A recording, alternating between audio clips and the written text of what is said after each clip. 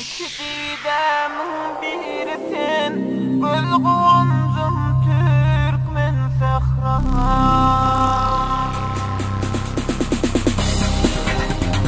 Türkmen sahram.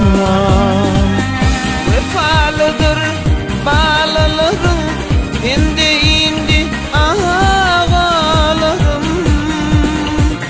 Sende geçti çağlığım, yirimişti Türkmen sahram. Ket Hudanın baş birisin, Ve Tanrı'nın adı bilir. Ana dilim, dilim ana diline varmasa dilim. O dilden dil olmaz, şunu hem bilin.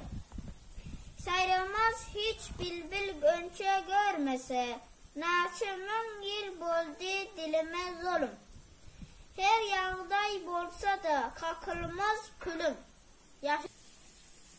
Ana dilimizi mettek gerek. Türkmen dilimize yazı gerek. Tedris be zabanı madari hakkımız. Yaşasın Türkmen sahra.